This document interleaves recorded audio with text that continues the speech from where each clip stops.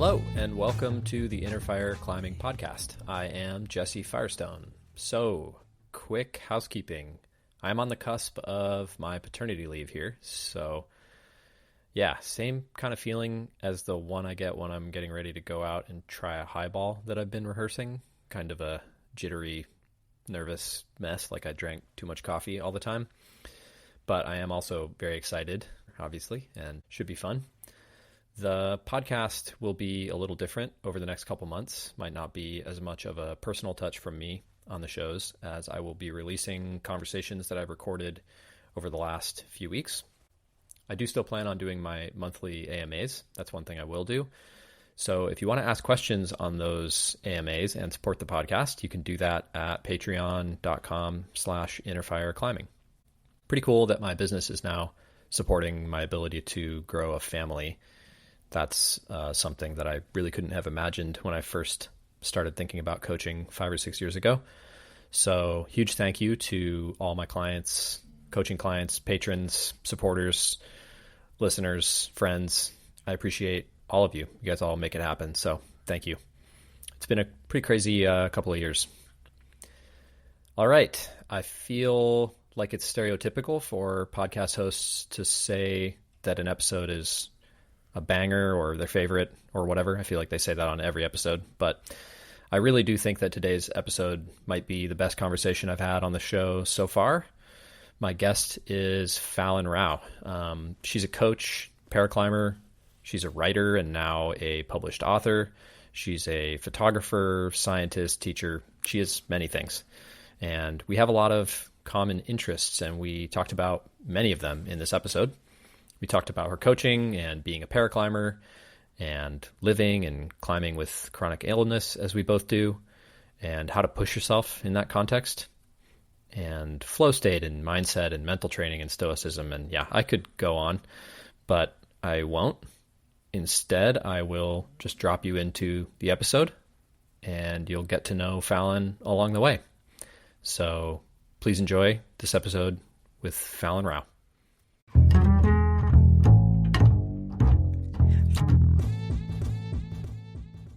How many coaching clients do you usually have going at once, like in a month or in a week?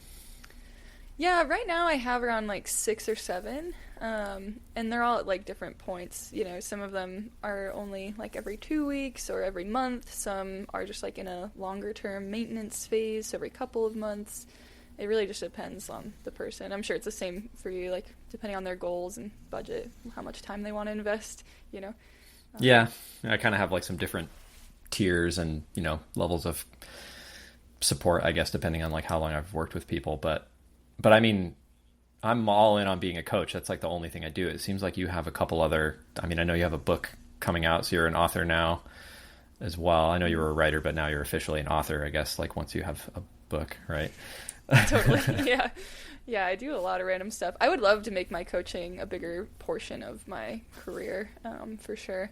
I don't know if I'd want it to be my only thing because, you know, I don't know. I kind of like to hold my climbing at arm's length a little bit when it comes to the career side of things. It's like the, if I can cuss, the don't shit where you eat policy kind of thing, you know? I'm like, I don't want it to like taint it too much. So, like I do a little bit of guiding. I do a little bit of coaching, a little bit of climbing photography, a little bit of climbing writing, but I don't fully do any one of those things on purpose. I like the diversity. It keeps it fresh. It keeps it fun so I don't get sick of it, you know. But coaching is like the only job I've had where I feel more energized after I'm done, you know, with it, which is cool. Like I always leave my calls feeling like I can help people. This is great. It just like gets me so amped up and so happy. So would love to do more of it, but I hate marketing. So yeah, I don't know if I've talked about this on the podcast, but like the way that I realized coaching was interesting was I just thought of myself as being very introverted, and then I was doing some mentorship in like my previous job life and realized that I actually got a lot of like energy out of helping other people do things. And so like once I realized that, coaching was kind of easy because it's like I don't really get tired of it. It actually it like sort of fills me in like a, I mean, it's obviously tiring, but you know what I mean? It wasn't nearly as draining as I would have thought that it was. Yeah. Yeah, it's interesting. I feel the same way. I love it. It's the only job I have. Like, it's actually funny. When I was a little kid, I would say, like, I don't know what I'm going to be someday, in terms of a career, but no matter what, I'm going to be a climbing coach on the side. I've said that since I was like 8 years old, and that has been true. Wow. I've been coaching for the last 12 years now. So, all kinds of different things, right? Like in-person teams and then remotely and clinics and all kinds of stuff, but I've made it happen. So yay. Yeah. Your climbing coaches when you were young must have had like a really profound effect on you for you to feel that way now. Oh, absolutely. Yeah, I was really lucky to have some sweet mentors and climbing coaches as a kid. It was fun. Like on the teams I had growing up in Boise, Idaho, I feel like I had so much variety in the coaches, which was helpful because they weren't just focused on competition. I feel like now it's like kind of intense, right? Like climbing's in the Olympics, kids are training hard. A lot of the coaches I had back then were just like, man, like climbing's a lifestyle and you're going to do this forever and you should fall in love with it. And this is all just training for outdoors. And so we like had fun at comps, but we would always like climb outside afterward and talk about like the philosophy of climbing and stuff. So I'm really lucky I had those influences at a young age. Yeah. Yeah, that's great. I mean, I didn't have that same thing, but like I definitely had early mentors, and I have reflected often that like my climbing could have been a lot different than it is if I hadn't like run into those people early in my climbing who like sort of were like, this is the path, and like this is the way we do it. Like we don't need to know what the thing is. It doesn't need to have like a name or a grade. Like we just go out there and we brush it until it's clean and ish, and then we try to climb it, and like I just didn't know that like wasn't normal, which I really appreciate now, like looking back on it. That's sweet. Yeah, that is helpful to get that variety. I like that. There's so much like variety in the way that you can approach climbing, which I think is great. I think it's easy to fall into the trap of assuming everybody wants to just be getting better in terms of their grade, but there's so many other things we can get out of it and like goals we can have surrounding it, which is nice. And something that's helped me, especially with chronic illness, like there's a lot more value here than just constantly like pushing the grade higher. So that's been helpful. Yeah. Yeah, it does seem, just, looking at your social media and stuff, it does seem to me like dealing with maybe not losing, access to grades. That's probably not as important necessarily, but, losing access to performance or like that side of your identity. Am I right in saying that is something that's like difficult about chronic illness?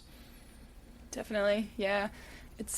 I've had to really change my expectations for myself. Like I still can try hard sometimes, but I can't do it all the time. So I don't think anybody should have like their self-worth tied up with their performance, right? That's a dangerous place to be. But I've really had to divorce myself from that and just be like, I love rock climbing for rock climbing, and no matter how well I'm doing with it at the time, I will still get a lot out of it. So it's been interesting. Definitely it's changed my relationship with the sport and just with myself, like as an athlete, thinking about how I fit into it all.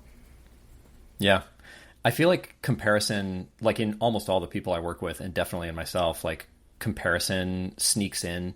So it's so sneaky. Like you think you're having one conversation, and then like before you know it, you're actually talking about like what someone else could do or like what you thought you would be able to do. It's like we have a really hard time framing performance without relying on that. And like a lot of the time this conversation, in what I see and hear, it turns into like, well, don't compare yourself to other people, compare yourself to what you could do like a year ago or yesterday or whatever. And obviously you and I are on, this is probably going to come up a bunch of times in the podcast, you and I are on very different paths when it comes to the stuff that we deal with. And so I don't want to get caught up comparing us either. But like for me, like comparing myself to what I could do a year ago or 5 years ago or 10 years ago is like also really not a very healthy strategy. Do you sort of feel that too? Yeah, definitely.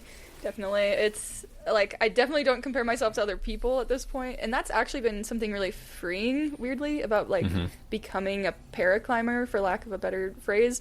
Has been just this idea of like no one else is playing the same game as me, like no one else has the same set of conditions or same symptoms or issues, and that in a way is like really freeing because I don't have to hold myself to the same like level as anybody else or like compare like, well, if I'm putting in the same amount of effort as them, why am I not doing or performing like the same as them, if that makes sense.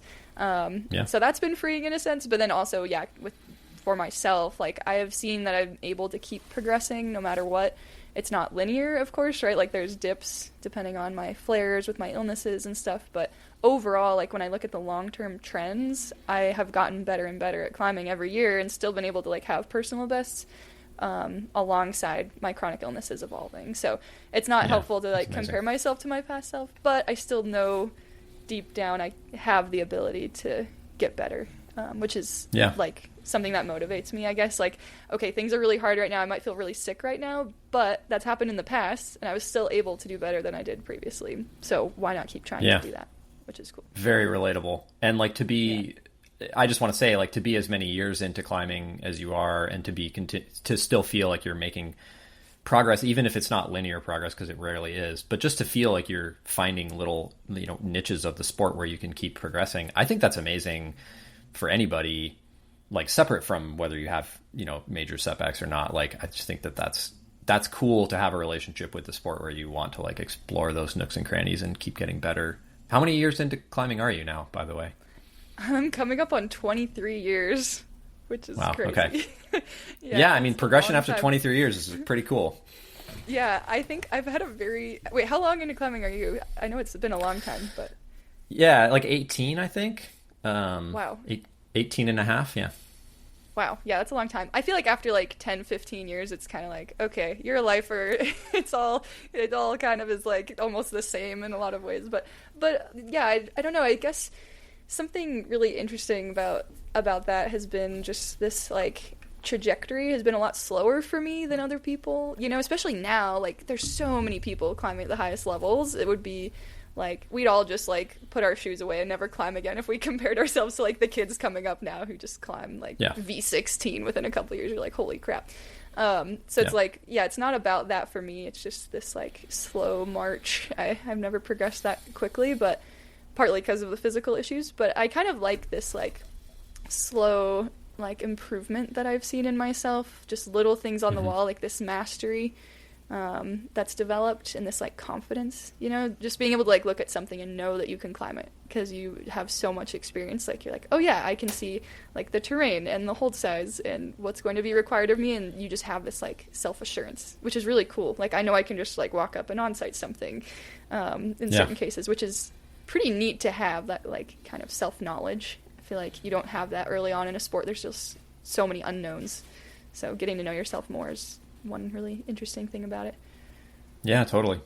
Yeah, there's like a common perception that like scary climbing is all about like being scared and dealing with it, and I think that is a lot of it, but it's also about like developing confidence and like being able to express confidence over like a certain challenge. And I think there's something for me that's like parallel to that with the chronic ailments that I've had to deal with, just in that like I have to work with less. My margins are lower. Like I just can't take the big falls, and I can't do the heinous moves over and over because I'll definitely wind up with like musculoskeletal problems.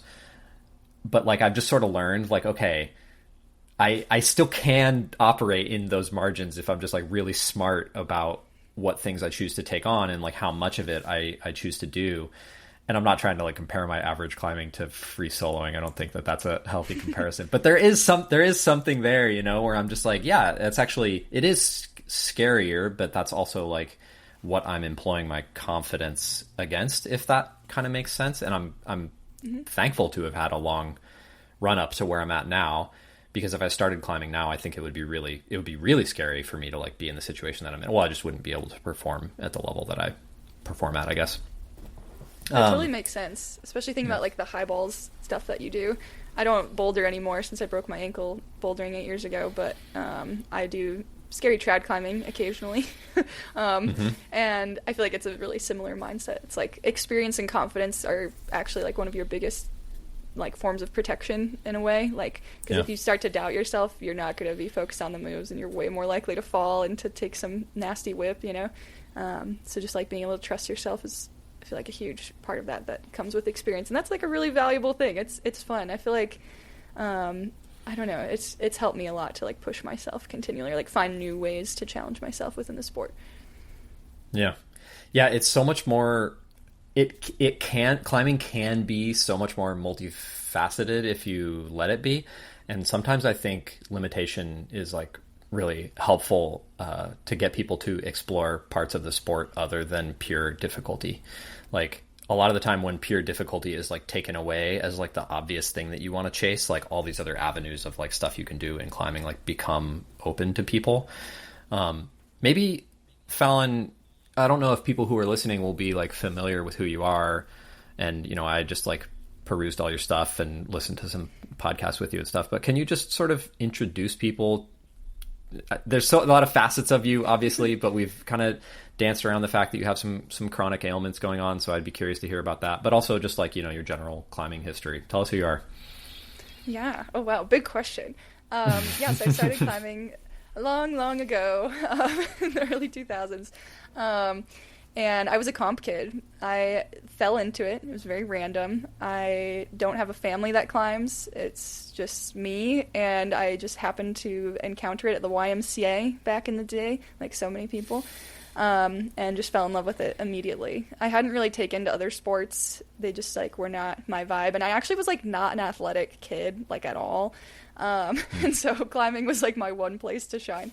And I joined like the team and started traveling around to compete. And so, yeah, I competed from 2004 to 2016 in youth and collegiate through USA Climbing, which was super fun. Really loved that. I mostly did like sport climbing, but I also did speed climbing. And that was back before the IFSC like standardized speed wall. So you would just show up and have to like speed climb on site something, which was pretty cool. Oh, that's actually way cooler. Yeah. Yeah, it's cool because that developed like this skill that I have now with multi-pitch speed climbing where I can just like rage. And so it's actually pretty dope. Like people write off speed climbing a lot, you know, in terms of like the competition side of things, but that helped me develop this like skill set that has been super applicable for multi-pitch speed climbing. So I'm grateful for that. And I did a little bouldering, but I did not find success there. I was like not very strong. I just was able to hold on, you know. Yeah. Yeah, and then like starting like high school, you know, I was able to like climb outside a little bit more, and then started climbing outside a lot more in college when I went to Utah State up in northern Utah, like Logan Canyon, City of Rocks, Idaho, stuff like that.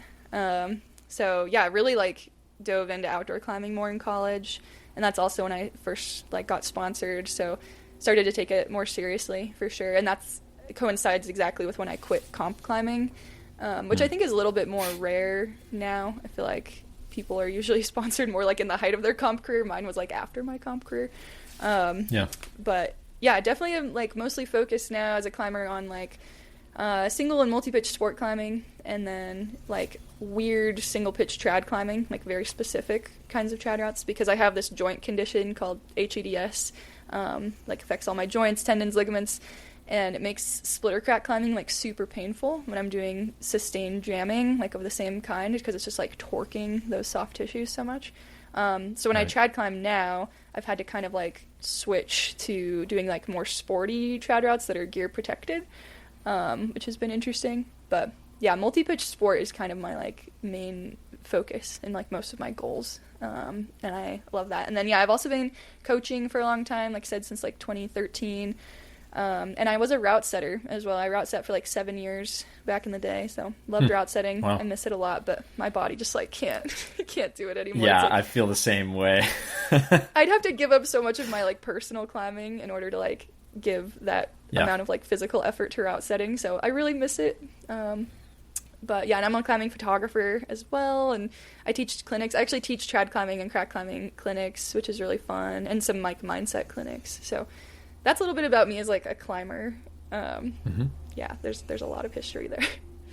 Yeah, cool. I mean, and also like I feel like there's some overlap there because I'm definitely not a photographer, but a lot of the other things I did do. I also got into climbing quite a bit later than you, but I did get in early enough that the competition circuit like allowed adults, like it wasn't a youth only thing. And so like I do remember running around the region and like participating in all the local comps and like doing a regional comp and stuff, and just thinking that it was like pretty fun, even though I was it was like me and like 3 friends of mine, and like we were the whole adult category, and we were like, yeah, this is awesome.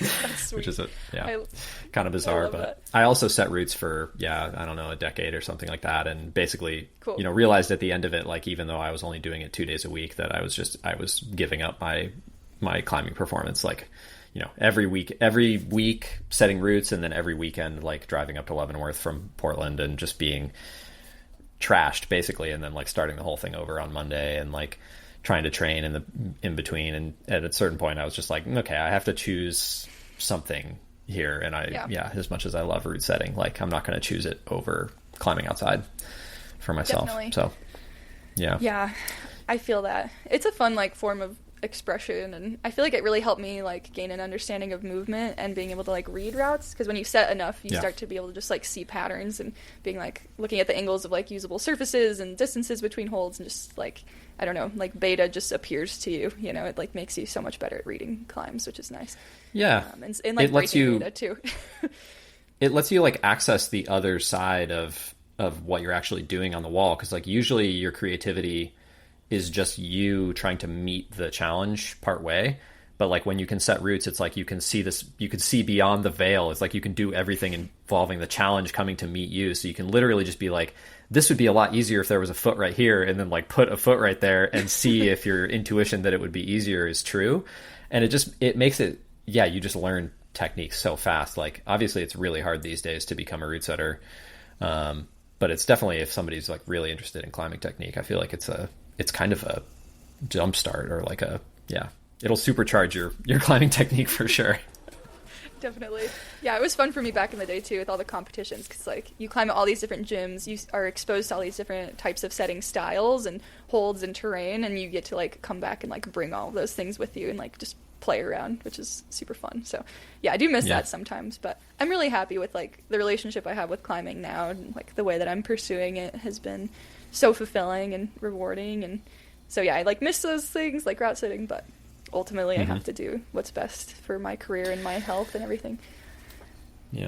I feel like maybe there's a foreshadowing there of like being ready to let go of pieces of your climbing identity, which is like, for me, maybe been like one of the most challenging parts of my climbing life, is like accepting things that I'm like never gonna do, because I totally thought that I would just like climb everything and climb V15 and all that stuff. And like, I'm, as much as I'm like happy with the things that I've achieved, it's also, there's like just sort of having that conversation with myself of like, okay, I do love route setting, but it's like something that I have to not do if I want to achieve these other things, and like accepting that there's a limit to how much energy you can put out in the world. So those are tough decisions. Yeah, it is. I'm trying to figure that out right now with like my career. I mean, outside of setting, just in general, like thinking about energy levels and chronic illness management and trying to train. There's a lot of different balls in the air right now for me, and I'm like just juggling everything. Like, okay, how do I like still get plenty of sleep and train and work and write and like, I have a lot of other hobbies outside of climbing too, so I'm always like trying to be strategic in how I can fit everything in. This is like classic social media like what's the word, like image crafting, where like, I'm not saying you're image crafting, but like what I see on your Instagram, it seems like you have so much energy and you do so many things, but that's probably not entirely true. You're probably right. I mean, like there's no way that you're doing all of those things to a high level all the time, right? Not to a high level all the time. I definitely go through phases, and some things are just kind of like a when I have time, So like playing the violin or doing archery and stuff like that, it's definitely like not as frequent as I wish it could be, because of work. But I just prioritize stuff, and so climbing and like hiking or trail running will always be like the number one priority when I have free time. But then after that, I just like fill in the gaps with the other things like reading, writing, and all the other hobbies. But I can't do everything all the time, but I do kind of have a reputation, like my friends and my partner and stuff are always like, I don't know how you do all of this. Like, I don't know. I think I've just like, I feel like I had a couple of years of my life stolen from me essentially with chronic illness, and it really like changed my perspective on like the way that we spend our time and trying to like seize the day. I know it sounds cheesy, but when you spend so many years just feeling like your life is over essentially, like I did, like once you kind of get your life back to some extent, you just feel this like crazy desire to just go get after things and like learn everything, try everything, make things happen. So I am very like highly motivated and energetic in that way, but I have to kind of rein myself in to an extent so I don't crash and burn. Yeah, totally. I mean, that's like the flip side basically, right? And this is true for me because like one thing that I definitely struggle with is low energy availability. Like I just don't get as much nourishment from food as I wish that I could, or as I see my peers getting. And that's one of several things that I just did not realize that I was as abnormal as I now know that I am until I started coaching and seeing like what other people can do, where they like start training harder and they feel tired, so they eat more food, and they can just train harder, and so they eat more food, and then they can just train harder. And I'm like, wow, that does not work for me. I didn't realize that that was weird, that I can't do that, But I felt that exact same thing where you're like frustrated that a season goes wrong, or you lose a bunch of time to this wormhole of chronic health problems, and then I want to double down and like retake what I see as something that was taken away from me. And so I like go even harder, and then I wind up even more tired, and I lose like another, week or season or whatever it is. And I wind up in this like feedback loop, which can be super frustrating for sure. Have you had that as well? Yeah, I'm sorry you've had to deal with that too. It is hard. I feel like I have really strict rules for myself though about like taking rest days. Like I cannot under any circumstances climb multiple days on. I have to be like really careful with like scheduling of sessions. So I've been able to keep it relatively sustainable that way, even though I am really, really psyched. But especially on trips, I have a hard time with that because it's like, okay, I'm on a trip. I'm only in this place for so long. I have to try to achieve all my goals in that time. And so I'll push myself too hard, and then I'll like put myself into a flare or something. But yeah, you can't like, I don't know. I have a hard time with that. Like any day I like lose to outdoor climbing, like the weather's bad or I get bailed on, I like get kind of upset, and then I'm like, that's not very stoic. Like I need to rein myself in a little bit. Like it's okay, but I know you talk about loss aversion a lot, but I feel like I would enjoy the experience as much as I am upset over losing the experience, like something out of my control. Well, I mean, like the number of days in a season are limited. So totally. I think being stoic about it is one thing, and it's definitely, it can be easier or harder to do that. And like when the bad weather days line up with the days that you want to take off, it's just a lot easier to be stoic about it. And when they don't line up, it's a lot harder. It's like the ideal would be to be really capital S stoic about it, but it's easier said than done sometimes, in my opinion. Yeah. I'll like let myself feel what I need to feel, and then I'm like, okay, I'll just pivot. Like I had to do that this morning actually. I was like supposed to go climbing and it fell through, so I was like mad, and then I was like, pivot, okay, hiking, cardio, workout, and then I'm climbing at the gym tonight. So it all works out one way or another. But yeah, I'm just like so psyched all the time. I'm like the biggest overstoker ever, and so I'm just like always trying to get out and climb whenever I can on a day off.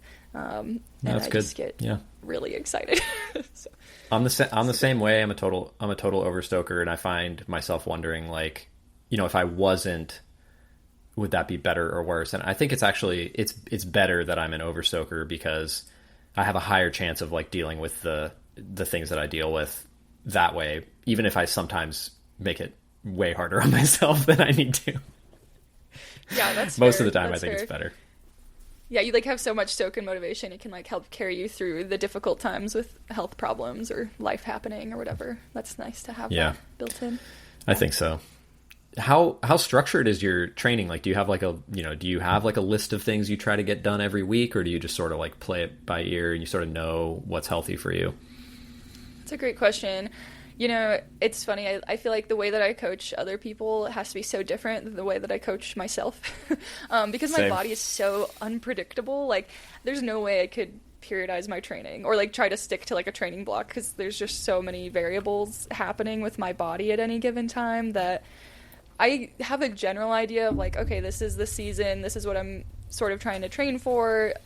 This is how I've been feeling lately, so I'm going to try to climb this many times a week. I'm going to try to do this many cardio sessions, weightlifting sessions, whatever, but that doesn't always go according to plan, as I'm sure you know. And so, I mean, it's just like anybody, like learning how to self-regulate is so important. Just like I tell my clients, because I mostly work with people who also have chronic illness. That's my niche. And so I'm always trying to tell them, like, here's the plan. If you can do that, great. But if not, learn how to adapt. Like, check in with yourself. Like, how am I feeling today? Did I get enough sleep? Did I eat enough? Am I hydrated enough to, like, support this amount of training or, like, this kind of session? And if not, like, what can you do to, like, help yourself? Like, try to feel better. So I just kind of do what I can. I try to climb, like, every other day or maybe 2 rest days between. And then just work in, like, cardio and weightlifting when it feels right. But sometimes I definitely have to just do less than I wanted, but that's part of the deal, you know?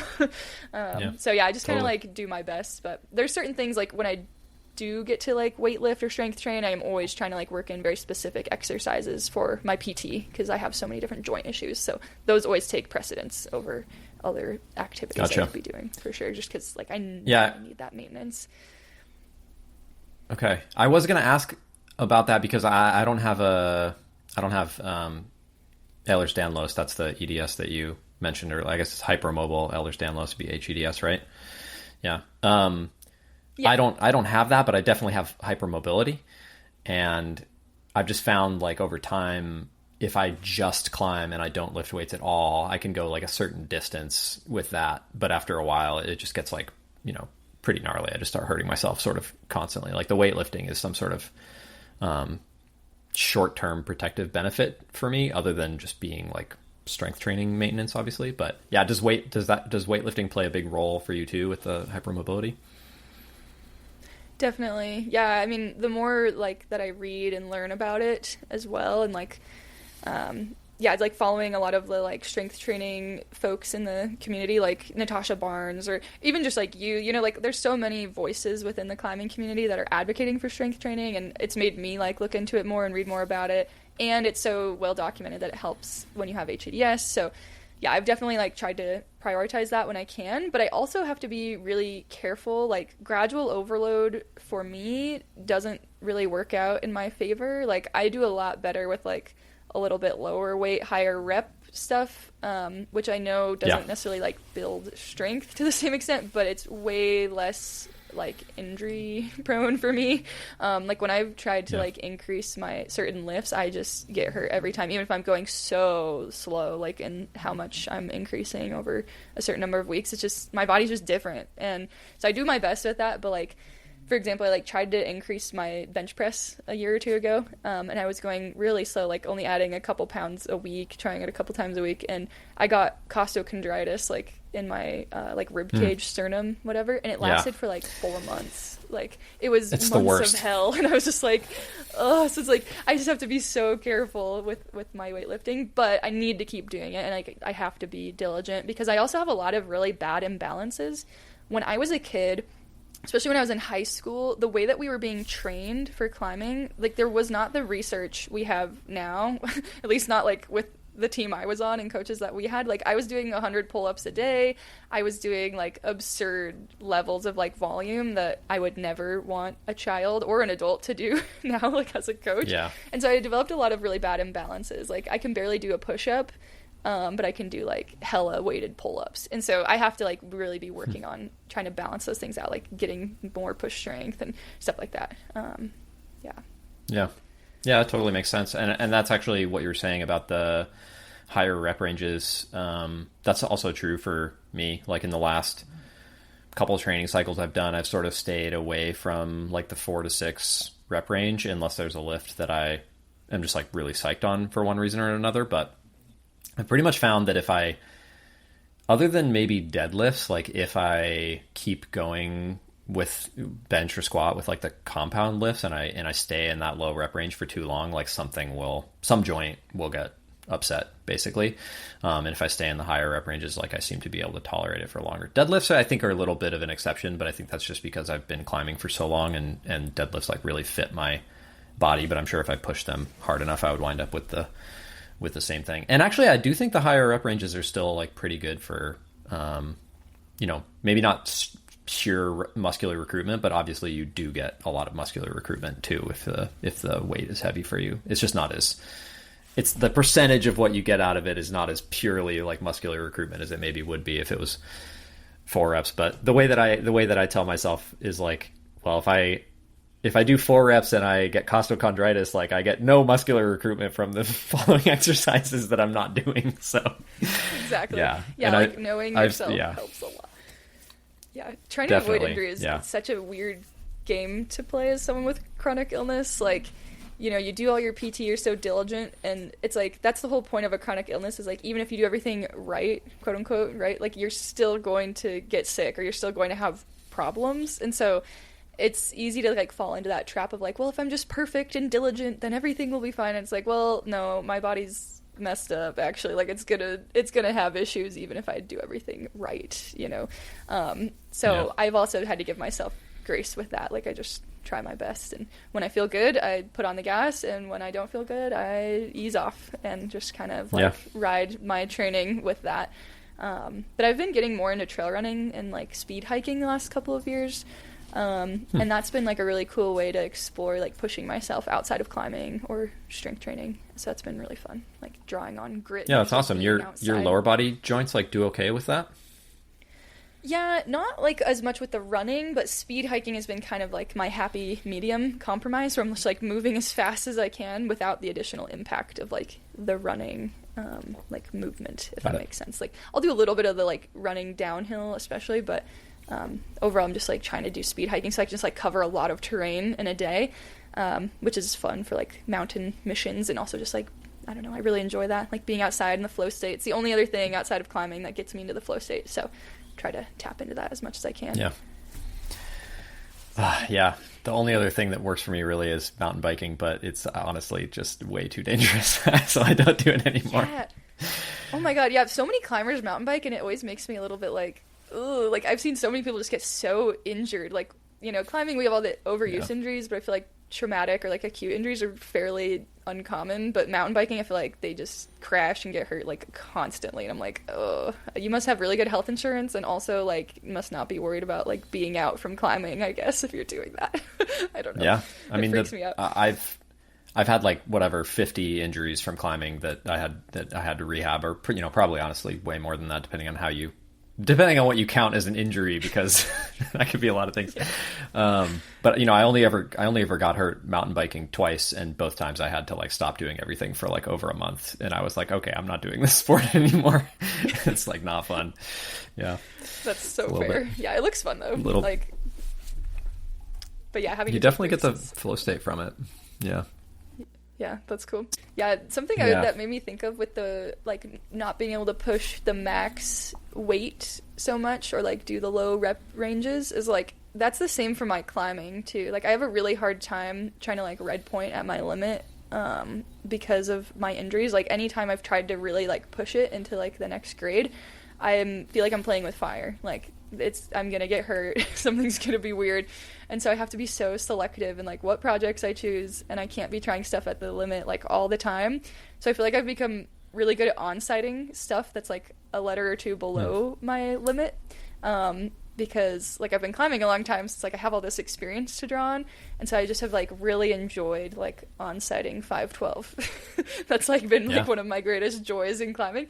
And then when I like want to work on like a 13, then I'm like, cool, this is great, but I have to be like so specific about what 13s I'm trying, and like the terrain and the hold types, and like limiting the number of attempts that I do on it. So I use like a lot of visualization, I feel like, because it's like I can't just throw myself at the crux over and over, I'm gonna get hurt. So I have to like work out the beta, and then I just visualize it a lot, and then I feel like I've climbed it 100 times, and then I'm able to like send it usually within a couple of goes. So that's been my strategy that's helped kind of protect my body as I take these little forays into like my max ability, you know. I don't know if you've noticed that too, but it's been... Dude, totally. I mean, I feel like that's like straight out of something that I would say, which is funny. It's like talking to a mirror a little bit, but I have the same thing with, I think I just am, what am I trying to say? I'm addicted to pushing my personal limit, which is, there's a little bit of like self-denial or I don't want to say self-hatred because that's not the right word, but there is some part of me that's just like, yeah, but maybe even though I have all these things working against me, maybe I could do just a little bit, better. And it almost like makes the challenge like more interesting. It's like more compelling or something. So I still do love maximal style climbing. It's getting less fun as I get older and my recovery slows down more and stuff like that. But what you were saying about the first tries, like I love flashing because I know, because I can, that might be the only time that I really pull off the ground that day, but I can give it absolutely everything. And I know even if I do get hurt, like I'll get hurt, but I'll do it if I like really commit to giving it everything that I have. And so I've found that style of climbing to be very, very compelling, because then I know that I won't get sucked into it and I'll try it 14 times where I'm like way more likely to get, you know, an actual like legit injury. But a lot of my hardest flashes, I have like tweaked something because I just, you know, give it 100%, absolutely 100% effort. And I feel like there's some part of that has developed naturally with like the low volume style of climbing that I've had to kind of take on just as a result of my energy levels, which is interesting. It's sort of like it's a mixed blessing. It's like a blessing and a curse, I think. Yeah.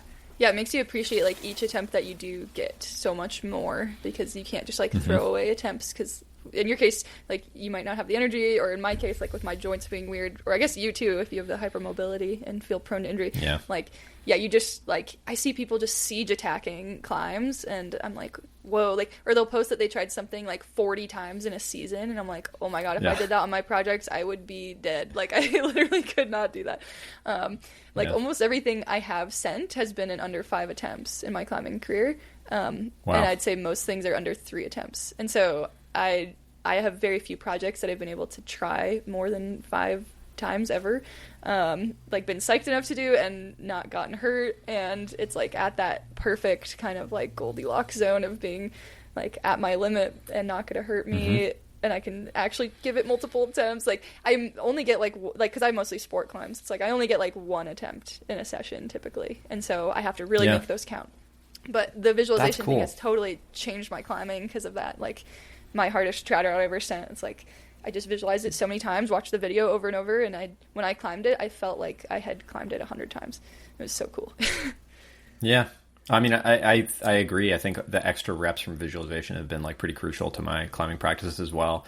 And like you've probably found this with your coaching too, but it's like that's a resource that's available to climbers who don't have like chronic things that cause them to not be able to put as many tries in. Like, and I'm sure that the people operating at the top of the game, like visualization is almost definitely part of their sort of toolkit for sure. I remember reading this, I think you were in El Potrero. That was this winter. That's the last winter. Yeah, right? I actually went to Potrero twice last year. I was there January, February, and December. So yeah, it was a lot. I spend a lot of time in Mexico usually. I'm not going to go this winter, I don't think, but I do go there kind of a lot. I love multi-pitch sport climbing, you know? It's so fun. Yeah. Anyway. Well, it's so interesting that multi-pitch sport climbing is what you've landed on, because like, and I know we have different, like, you know, we're on different paths for sure, but like I just in my head associate my chronic stuff with not having a ton of energy, and I also associate multi-pitching as being like very tiring. So it's something that I struggle to get myself to like take on. Like even when I've been in a sport climbing phase, but even my sport climbing days are like, I do a half day, I do 4 pitches, like 5 at the most. Like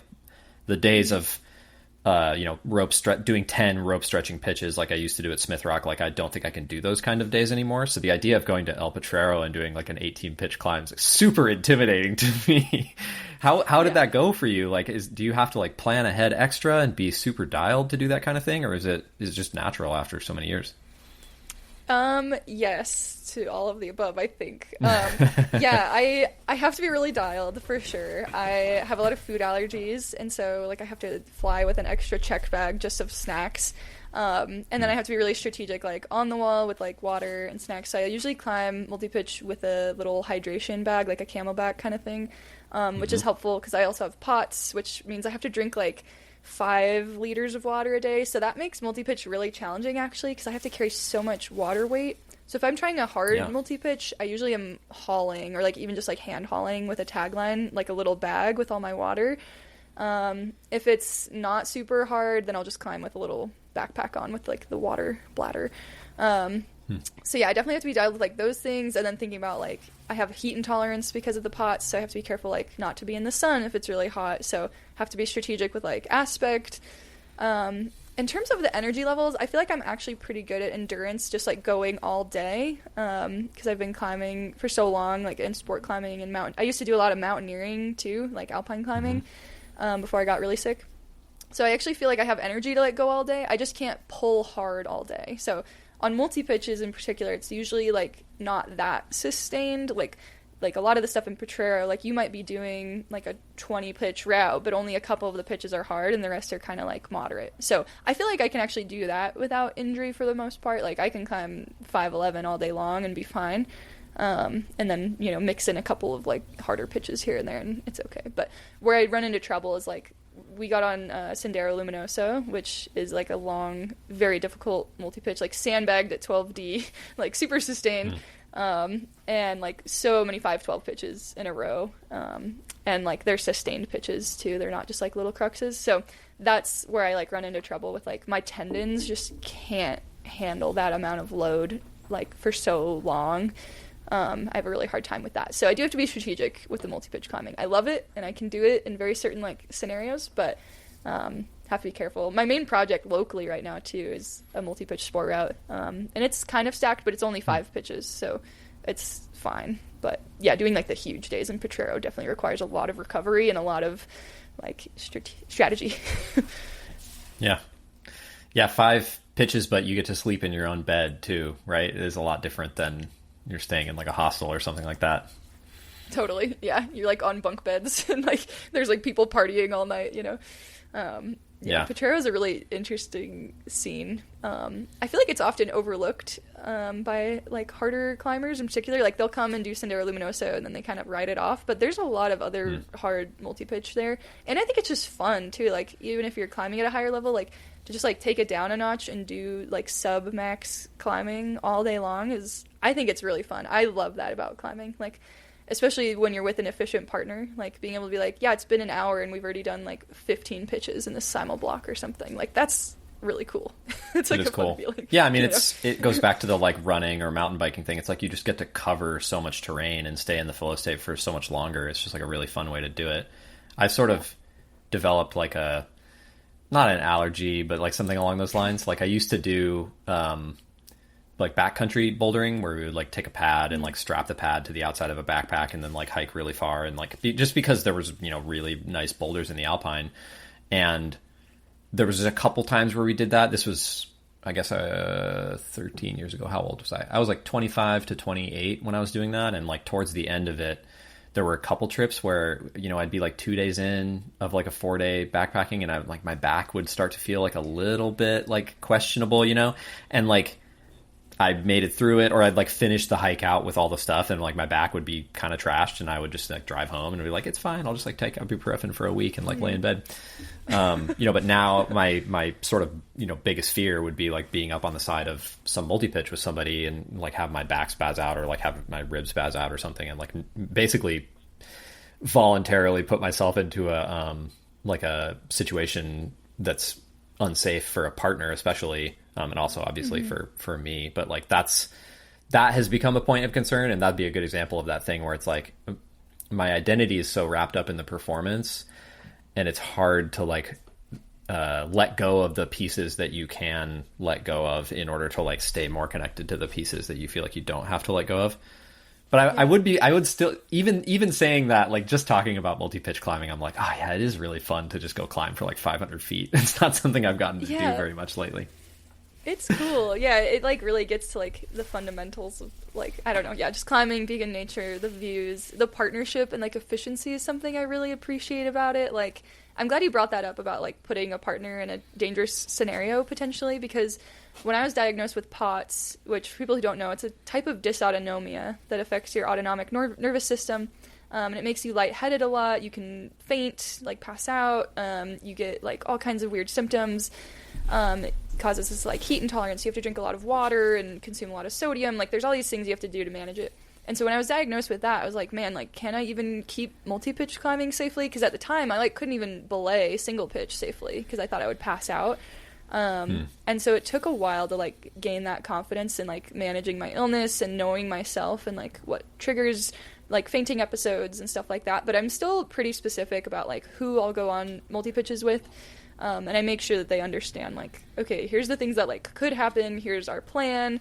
Like I almost always am doing routes that have bolted belays, so you can just like rappel the route. Like you're not so committed like with gear anchors, right? Like multi-pitch trad climbing, sometimes you can't really retreat, or you'd have to like leave your entire rack behind, right? Like that's not super reasonable. Right. So I try to do stuff with like bolted belays and just like have a good plan in place. But I think in those cases, like I'm so prepared with water and food and like thinking about the sun aspect and all that stuff, I'm usually fine. And if I start to feel things going wrong, I'll just like communicate. But I think efficiency is like one of the biggest forms of like protection in that scenario. Like I can climb quickly, and I also am really good at like transitions and rappelling quickly. Like this last time I was in Potrero, I was with a climbing partner that we like are a great team and we're really efficient, and we can wrap like averaging like 2 minutes a pitch simul wrapping and pulling and everything. Wow. So like we can get off of a huge climb in like 15 minutes or 20 minutes sometimes, so it's not as like sketchy and committing as it might seem. It just depends on like where you're at. But in the Alpine, that's definitely a little bit more hairy, because if you have like a huge hike out and like a boulder pad to bring with you and everything, like that's a lot. Yeah. I still have like delusions that I'll return to some of those areas, and I think I probably will, but yeah, maybe we'll like hire a team of horses to carry all our stuff in or something like Honestly, that. Because really it was just the approach. Yeah, accommodations are cool. Like, if that's what it takes to get you to do something that you love, then, like, why the heck not? You know what I mean? Like, just send it, man. Like, I don't know, people are, like, so worried about doing something different than other people. Like, you're like, be a man, carry your own stuff, or, like, do things the way everyone's always done it. It's like, well, okay, like, I have a disability. It's like, I'm actually gonna just, like, approach this however I need to. Like, screw it, Like, if that's what makes it possible, then embrace it, I think that's honestly... wise is probably the right word to use for that. It's just like sort of accepting it for what it is, right? I mean, that cuts right to the fundamentals of the Stoic philosophy that I know you and I sort of both enjoy and share. That's another odd parallel. Yeah. So you talked about the POTS, and there was something that you mentioned. I can't remember where I picked this up, but you said that doing cardio more often seems to help your symptoms of your POTS. Mm-hmm. Yeah, it's pretty common. So with POTS, like your nervous system regulates your cardiovascular system, right? Like your heart rate and blood pressure and all that stuff. And with POTS, something that happens to people a lot is that the blood will pool in the bottom half of your body, and your body has a hard time pumping it back up to your heart and your brain. So your body tries to compensate by making your heart beat really fast, but then you just get dizzy and you pass out, because your body's like, if we're horizontal, then the blood will be in the brain. So it's not a very helpful, compensation. But one of the main ways you can kind of like help your body do that better is by strengthening your legs and your heart. And so like cardio training, so I guess like aerobic exercise and strength training for your legs are both like really helpful with POTS. And doing cardio more often kind of helps the adaptation for whatever reasons. Like my neurologist told me I should be trying to do cardio 5 times a week, which is a lot. Like I don't really have like time for that. So I try to do 2 or 3 times a week, whether it's like hiking, running, elliptical, whatever. And for some reason that frequency just kind of builds in this, it's almost like taking a medicine every day, whereas if it's like way more spread out, that adaptation just isn't quite the same. And I've found that to be the case with like other people I've worked with who have POTS, because I am lucky enough I've built like a community around that now on social media. So I get to talk to people, and it's really interesting. But you said you've noticed that as well with you, like the frequency of it kind of is this like protective mechanism. Yeah, I mean, and POTS is something I don't really know that much about, and I don't think that I have it because I don't get dizzy, and I don't seem to have any issues with my cardiovascular system as far as I know, knock on wood. But I did start doing a lot more cardio like maybe a year and a half ago, and then especially last winter I did like a ton of cardio, and I just found that it really just helped my recovery a lot. I think that my cardiovascular system like detrained quite a lot in my 30s, because like in my late 20s and early 30s I was just I was like setting routes like we were saying, and I was like just going a lot harder when I was climbing, and so I was just getting a lot more general activity. And then I think, as probably happens to a lot of Americans in my 30s, I just sort of spent a lot more time on the couch or, out at the bar with people or whatever. Well, I didn't go to the bar that much, but you know what I mean. Doing normal people things and not necessarily pursuing athletics. And I didn't realize that my like CV system had really detrained in the meantime. And so just focusing a lot of effort on it, I kind of noticed like, if I have a normal training week and I do cardio 3 or 4 times, I can go just a tiny bit harder in all that training, and I actually feel a lot better, versus the same training week and not doing the cardio, I feel a little bit worse and I actually can't try quite as hard, which I think is very, it makes sense if you understand how those systems work and you sort of think it through. But I think intuitively it sounds like doing more stuff would be worse than, doing less stuff, right? Yeah, definitely. It's interesting. Some people have asked me, like, well, why don't you decrease your training load when you're not feeling well, like with chronic illness flares? And I'm always trying to help them understand, like, why it's actually helpful, not harmful. Obviously, if you overdo it, that's not good. But the more that I read about POTS or even lupus, I just read this huge textbook on lupus, which is an autoimmune condition that I have, all of those resources are pointing to exercise constantly as one of the best things you can do to help your body. And it's most often aerobic exercise that they're talking about. Like this lupus book I just read is talking about how even if you feel like crap, as a patient, you should try to keep pushing yourself to do it because ultimately it's going to help you be better. And so I think that's a misconception a lot of people have who don't understand chronic illness is like, oh, well, if you don't feel well, then you should just rest and do less. But in a lot of ways, our bodies will actually adapt better and feel better if we are active in the right way, of course. And so it's like, for me, I've worked out what that looks like. Like, I honor what my body needs and I'm able to adjust my training accordingly. But yeah, doing like activity regularly has been so helpful for me. Like, compared to when I was diagnosed with POTS versus now, I've come a long way. Like, back then I could barely like walk around the block without feeling like I was going to faint. And then like this spring I was able to work my way up to doing 18-mile trail runs. So it's like night and day, and my like recovery. Like I said, I thought my life was like over, and now I feel like I'm actually a better athlete than I've maybe ever been, even in the midst of like chronic illness flares. Yeah.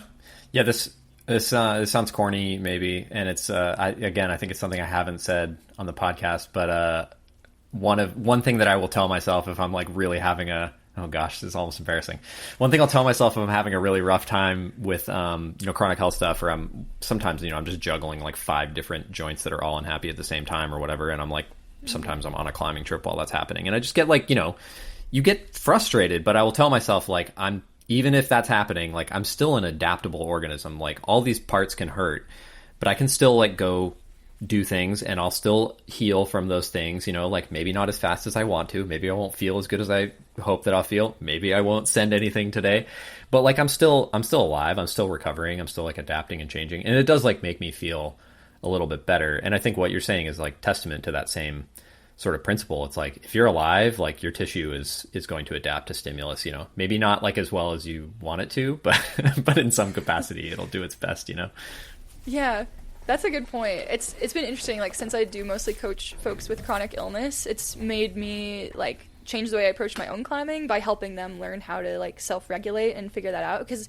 for every illness, it's going to look different. So it's like each person needs to honor like what works for them, and what works for me is not going to be the same thing that works for everyone else, and vice versa. But that's okay. Like we can kind of just like embrace that and do what we need to do. And yeah, like it is remarkable though, like if you just are consistent, like it can feel really slow, like your progress, with something like cardio, but if you're consistent, eventually things do get better a lot of the time, like it did for me. I just had to kind of like trust in that process, which was hard, like when you feel like you're gonna faint after like walking a half mile or something, to like, to slowly work my way up to what I can do now. It's like such a blessing, and I'm glad I didn't just like throw in the towel or listen to the people who are like, you might as well just like give up if you feel this bad or whatever. So yeah, it's interesting.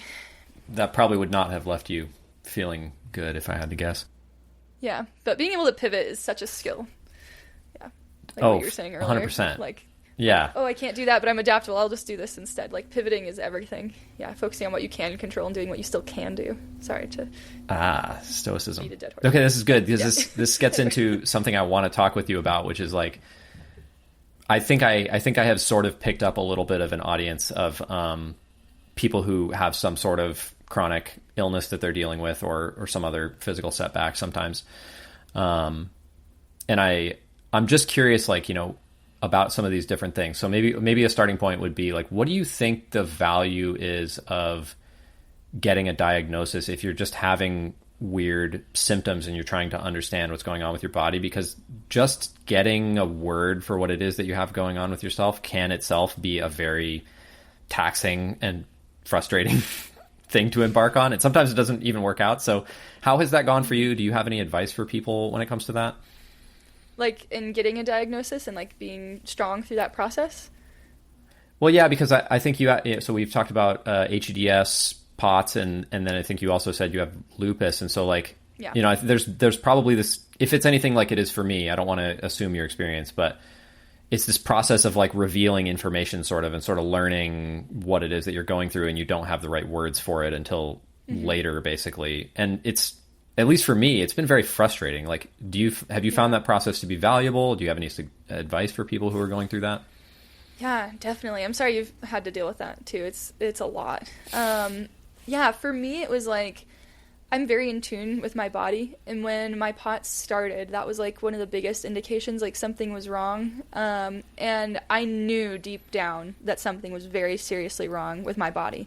I just knew that. It was like you can feel this like difference, and you're like, they'll, you know, like at first some of the doctors that I saw that weren't specialists would kind of like write it off. They're like, well, we scanned your brain, we did this blood test, we did XYZ, we don't know, you're just a young woman, you'll grow out of it. I even had a cardiologist suggest that I should try getting pregnant to see if that would help me, and I was just like, at that time I was like, I'm an unmarried 22-year-old, like what kind of advice is that? Like that's such BS.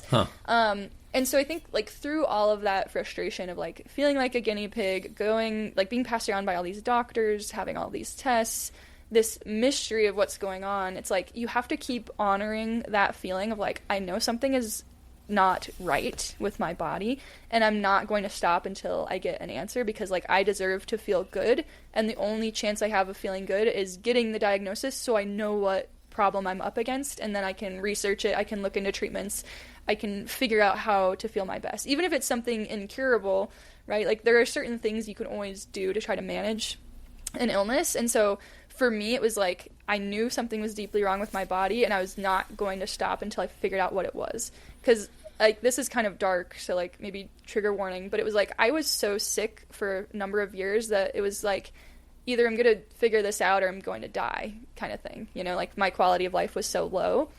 And so that was very motivating for me to like just keep advocating for myself and showing up for myself and being like, I will not stop until I figure this out. Because I was like, I had to have hope that like things could get better someday and I'd be able to get my life back. And now it did, but it took a lot to like persevere through that, keep advocating, keep going to doctors, doing research, asking questions. And eventually, right, I found the right specialist. I got the diagnoses. A lot of trial and error have worked out a lot of treatments that have worked, especially for my POTS. And I'm still trying to do that with the lupus because that's a newer diagnosis for me. But every time you gain more information, it's like knowledge is power. You know, it's like just knowing the name for something, being like, I know that this is the thing I'm up against. It can empower you like a lot to be like, oh, like it's easier to give yourself grace and be compassionate instead of just being like, why do I have this mystery symptom? It's like, oh, well, it makes sense because X, Y, Z. And now it's easier to like be kind to myself about it or to like do whatever I need to do to support my body. I kind of like developed this relationship with my body where it's like I am my body's caretaker. And I'm the only person who can take care of my body, and so I'm always just like asking it what it needs and like trying to honor that. Because when I was early in this whole journey, I thought my body was the enemy. Like my body betrayed me, my body failed me, and I hate my body for that. And that was so unhelpful, right? So now it's like I've developed this like kind of mode of self-compassion and focusing on what I can control, and that's changed everything for me so I can take care of myself more effectively. So yeah, people who are going through that, I would say just like keep advocating for yourself and asking questions. And if you're committed to like feeling better, then don't stop until you figure out how to feel better. You know, like yeah, that's what it really boils down to. It's kind of intense, but that's what it takes sometimes. No, I think it's powerful advice. I mean, I would say it sounds like it's almost a duality of like you need self-compassion to sort of like recognize where you're at and have acceptance of it, but you also need to be a little bit not in denial of where you're at, but like actively wanting to change it, which takes like almost, it's not the opposite of compassion, but it's definitely something on some other timeline where you're just like, okay, this is where I'm at. It sucks. I need to like accept that. But also, if I want it to be better than this 6 months from now, I need to like fight really hard to try to improve the situation as much as I can. Yeah, It's draining for sure, or it can be. Yeah, certainly. yeah, and like the way people can take care of themselves or show up for themselves is different. Like not everyone will have the energy or the resources to like always keep going to doctors or to like be doing research and things like that. And that's, I wouldn't want to make anyone feel bad if they don't have the capacity to fight for themselves that way, if that makes sense. Because the way everyone can show up for themselves is going to look different. But in my case, like I'm glad that I persevered like through that and was able to figure out what was going on, because it's made all the difference. But yeah, it's tiring. It's exhausting trying to like figure it out and then manage it, and it can feel really, really isolating sometimes when no one else understands what's going on. So like finding community helps a lot. That's also something I would suggest if you can like join forums or like connect with other climbers. And that's part of the reason I am so outspoken about the health stuff I have, because when I was diagnosed I didn't know of any other climbers who had these issues, and so I was like, can I even still do this? Like, is there an example of someone in the sport pushing themselves with this? And I didn't see that, so I was like, well, I need to like become that and like try to like have some representations. And that's made a difference. Like I get DMs from people all the time who are like, you've inspired me to like keep trying to like figure this out, or to like keep pushing, or showing me that it's like just the fact that it's possible. Like for some people that makes all the difference, like to have an example of like, here's someone who went from being so disabled that they like could barely do anything to like what I'm able to do now. So that's why I'm so outspoken about it. I don't want to like focus on the negative, you know, when I'm posting about it, but I have found that transparency can help people. So I'm really committed to that. Again, there's a duality. Like you have to talk about the negative, otherwise you're not contextualizing the things that are going right. But I think, you know, to your, well, first of all, I think I did send you a DM to that, and I was like, hey, I feel like this is a lot of the same stuff that I talk about. But yeah, I think to your point of like treating your body as something that you take care of, I think that's a really valuable way to sort of shift the perspective, because I definitely have had a lot of those similar feelings. Like one thing that makes me that's really frustrating is like I often just don't know that I've been injured until I like wake up the next day or 3 days later or whatever, and I'll be like, oh, actually, yeah, this is that exact thing from that move, and I had no idea that anything was wrong, but now it's like something is obviously wrong, right? And it's so easy to get in like a negativity, like a loop with yourself where you're just like, oh, I'll do something really destructive to my body, and then my body is damaged, and I also feel like it has betrayed me by getting damaged, and therefore I will like go out and do something destructive to it again. And it's just this like very negative sort of cycle, and it has helped me to just sort of be like, okay, I wake up and, you know, these joints hurt, and, you know, I did a heel hook, so my hamstring it hurts, or my knee hurts or whatever, and just sort of be like, okay, yeah, but there are hundreds of muscles in my body and like dozens of joints, and like look at all the ones that like don't hurt, you know. And sometimes if I'm on a climbing trip, or if I'm planning on climbing that day and I feel really bad, like sometimes I'll just sort of warm up and be climbing and be like, look at what my body can do, even when it has pain and has like dysfunction and stuff. It's still very capable and like very strong, despite the sort of perception of limitations that I have. And it has probably taken me, you know, over 10 years to sort of come around to that. But it sounds very aligned with what you're saying about like viewing yourself as like cooperating with your body instead of like being in tension with it. Yeah, there's a lot of like self-compassion research about how that can serve athletes too. Like it's almost seems like it would be the opposite, right? Like if you're really kind to your body, like some people would argue like, well, you're coddling yourself, you're not going to like push yourself to reach your potential, you're being too soft on yourself. But there's actually like the opposite is true. Like if you're kind to yourself and you honor what you need, your body will actually have the resources and like feel safe enough to like try hard and like actually perform. Because now, like as athletes, we should be friends with our bodies, you know, like they're the thing that are helping us like do this sport and do this activity. So it sounds so obvious when I say it like that, but for a lot of people, that's just not the case. That's not the relationship they have with their body, whether it's from chronic illness or something else, you know? The like popular not conception, or I would say misconception of exercise is it's like it's something you torture yourself with because you have to, so that you can like, I don't even know what the commonly misunderstood like goal of exercise is, I guess, so you can live longer. But it's like if you hate exercising, then I'm not sure what you're living longer for. But that's a whole different thing. It's like you know, it's almost like the David Goggins school of motivating people to exercise. You know, it's like, first of all, if I trained like that guy, I would just fall apart. So it doesn't even make any sense. But also, it turns the whole thing into torture and negativity. And David Goggins there's some upsides to that stuff too. It's actually does have some parallels with Stoicism and stuff, but on its face, like, I think that it's very toxic and like negative. Yeah, push through no matter what, or whatever. It's like, maybe for some people who are very able-bodied, they can get away with that, perhaps. Not forever, but like, especially if you're dealing with a body that's temperamental in some way, I think that kind of attitude can often lead to long-term harm. Definitely like an attitude and perspective thing, just trying to work with yourself instead of against yourself. Like, exercise is not a punishment, and I think a lot of people have early experiences with exercise from PE classes or from an early coach on a sports team that made them feel like workouts were a punishment or an obligation, or there was some kind of negativity wrapped up in it. And a lot of the coaching I do actually like works around that. Like, I used to compete in this sport and the coach said XYZ, and now my brain has latched onto that. How do I unlearn that? How do I enjoy exercise or see it as a benefit to my body or like a reward instead of an obligation or a punishment? That's a huge thing for a lot of people. We don't talk about this enough as climbers, like just how lucky we are to have found this thing that's like so compelling and so magnetic that we all have at least one form of exercise that we just automatically enjoy. And like, so much of culture, especially American culture, like just doesn't have that at all. And like, climbing is just automatic, basically. Yeah, definitely. It's so nice. It's such a joy, man. I love climbing so much. It's so great. I'm like so excited that I'm going climbing after this call. I'm like, yes, this is the best. Overstoker, man. I'll tell you. Yeah. Unfortunately resting today, but fortunately resting also. I gotta be the caretaker of my body as we've talked about. Yeah. So I guess I asked about the value of getting a diagnosis a little bit. I'm also curious, like,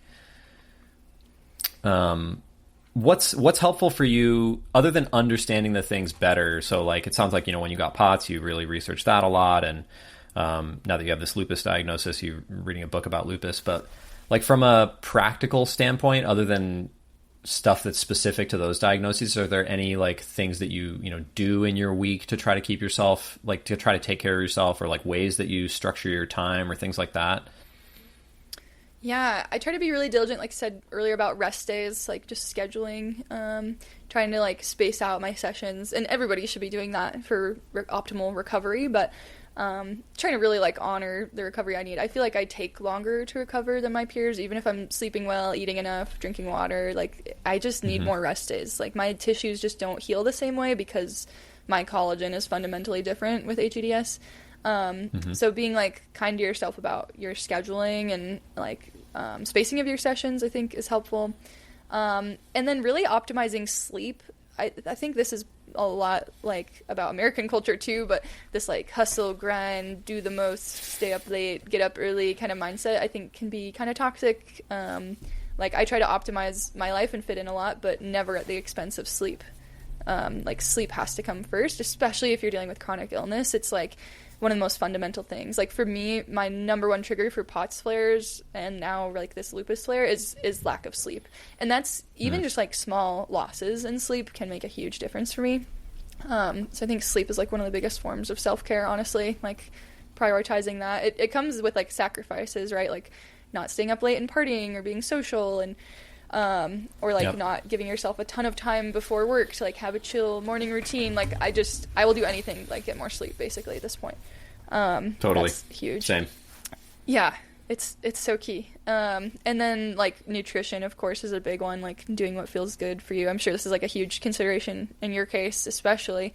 For me, it's like, I have some food allergies, but other than that, I can fuel like pretty regularly, and I don't have a lot of GI issues at this point, which I'm very grateful, privileged for that. But yeah, nutrition is a big one, definitely. Like making sure that you go into your sessions like well fed. And I listened to your conversation with Marissa, which was so great. Like, so many climbers are under eating, and like the timing of that eating is so important too. Like, the other night I had a climbing session, and then I had a coaching call that I took like outside the gym, and then I went back in and strength trained, and I didn't eat anything because I just wasn't prepared because I dropped the ball, and I felt horrible during my strength session. And it was just like such a reminder of like, I have to like keep eating to fuel this. That's like a huge one. Otherwise, like practical things, like I do a lot of mindfulness. That's been my goal this year. Like I don't really like the idea of a New Year's resolution because it's like you can make a new habit or start a new practice at any time. But this year I have been trying to like meditate every day if I can. And that's been helpful just to like slow down and like really ask myself if I'm doing the things that I need to do to take care of myself and like check in with my body. So I really like that. Other than that, I don't know. Yeah, just being really disciplined has honestly been the most helpful thing. Like, I'm a little bit neurotic, honestly, about the way that I live my life so I can give my body the best chance it can have to perform, you know, because if I drop the ball on any of these variables, things go south very quickly. So. I think it's hard not to develop neuroses when you have stuff going on like this. It's like you want to give yourself a good chance of feeling good. And so you start to, we're pattern matchers. That's like part of how our brain works. And so you start to like connect the dots on what you did before and whether it felt good or not. And you try to like recreate those same situations. And obviously it helps to be more organized, but I think there's still like I try to draw the line at being like superstitious about it. Basically, you know, like if I stop somewhere shy of that, that's good, but it's hard not to be neurotic, I think, because you want to feel good. So on the sleep point, I have a distinct memory of going climbing with people this spring, and we carpooled together and we were like driving out, and I was driving, and we left in the morning, and we were like talking about what stuff we wanted to do and how many places we want to go. And my one friend was like, well, I have lights, so like we can hit all this stuff. We can like, we can like rage and go late. And I was like, yeah, no, we're not doing that. I'm going to be back home by like 9 p.m. at the latest, actually. But I'm really glad that you brought lights. Good for you. Good for you. Yeah. Sorry. Like I just can't operate unless like, I don't know, how parents do it. I know you have one on the way, and it's like my sister had a baby last year, and like, man, hearing about the sleep deprivation sounds really hard. I mean, I guess it's only like it's a short-term sacrifice, you know, after like a year or whatever it gets a lot better, but it's challenging. We'll see. Like you have to be so disciplined to get enough sleep in the first place, and so it's like hard when there's external things. Like right now I rent this crappy apartment and I have roommates that are often up later, like people who live above me that are stomping around. It's like even with earplugs, I don't know, there's just external things that keep me from sleeping sometimes, and I get frustrated, you know, like get mad. I'm like, I need to sleep, dang it, like be quiet. It's definitely. Oh, I'm like taking my sleep mask and my box fan like every time we go on a climbing trip. I like take all that stuff with me and like try to recreate as like calming of a situation as I can. But everybody, now that I'm going to be a dad, everybody's like, oh, you're going to be like, it's going to be so bad. You're going to sleep so, and I'm like, don't tell me that. Like, I don't want to, like, first of all, I don't think setting expectations for other people is like fair. And second of all, totally, I've been sleeping poorly my whole life. So I kind of feel like I've been training for this, and I'm like, I feel like I can handle it. That's the attitude I'm choosing to go into it with. This is your Dawn wall.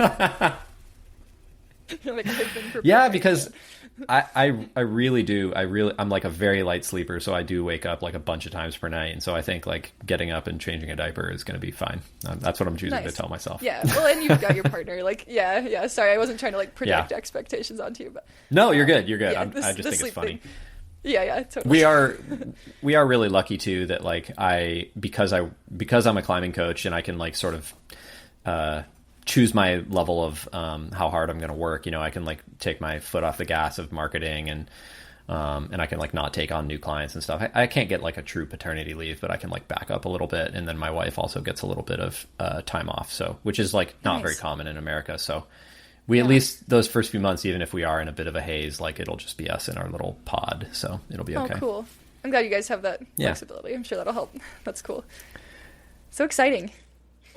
Yeah, thanks. I feel lucky, honestly, to be able to do it, and I feel lucky that we have like the resources that we do, because I know a lot of people wind up in this situation and don't have that stuff. So, what a great perspective! Yeah, I love that.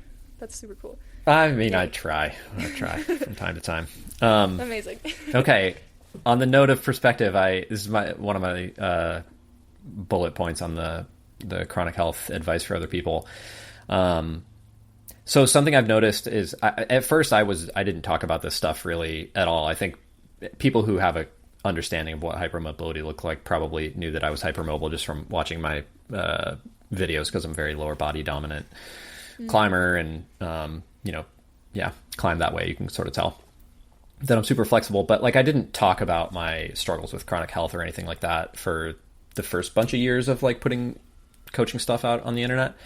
And when I did start talking about it, I kind of noticed, like, first of all, I had no reason to be concerned or like to not talk about it because the feedback was like almost entirely positive. I have gotten some like nasty comments, but usually the nasty comments were not even on the posts about chronic health. They're like just random nasty comments, you know?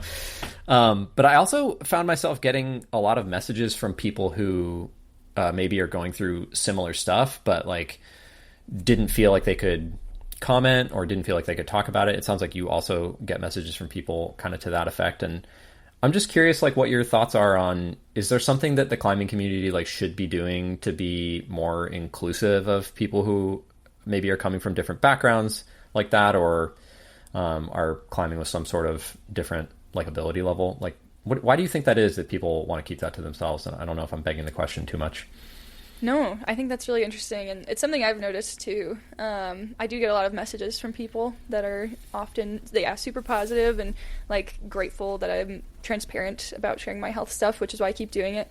But yeah, in those messages, they often will tell me about what they're dealing with, whatever health condition that might be, or if they don't have a diagnosis yet, like whatever symptoms they're dealing with that are holding them back in their climbing or making it more difficult. And I'm not sure why that is, like if climbing just has a history of, like, I don't know if it's like some toxic masculinity of like just pushing through or not making excuses or something, or if people feel like posting about it would be focusing on the negative too much. I think there's maybe like some variety there. For me, it was like I was worried about how I would be perceived or like how sponsors would view me if I shared those things really publicly, but they've been so supportive that I have no hesitation about it now.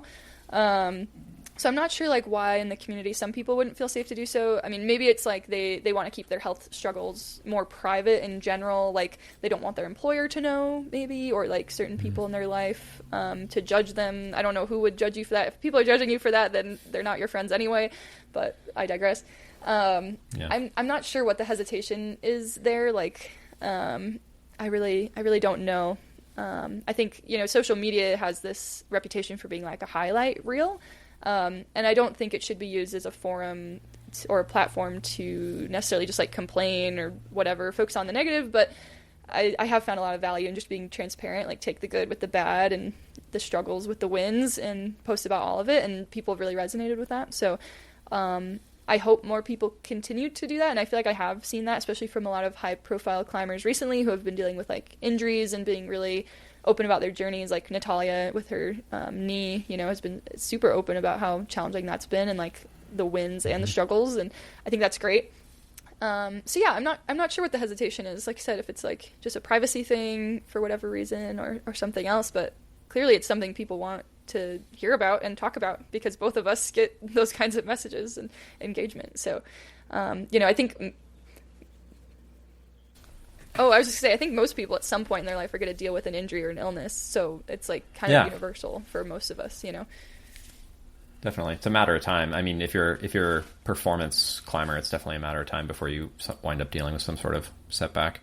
Yeah. I guess like my one thing I can connect, or my one theory is like, when I started coaching, and I mean, I've had issues with my gut, especially for quite a long time, but a lot of this stuff I'm like still in the process of figuring out, obviously, and probably will be for a long time. But I did have some sense that it was like imposter syndrome, sort of if I tell people that I have hypermobility or that I like take on flexibility really quickly, that I'm like taking away some perceived like status that I have of like being very flexible, even though the truth is, like, even though I don't have to train as hard to develop the flexibility, I still have to train really hard to ensure that I don't accidentally like dislocate my joints because I'm not like strong enough to keep them where they need to be, which is, just another one of those things where you get comments where people are like, wow, it must be nice. And you're like, that's not really that nice, but sure.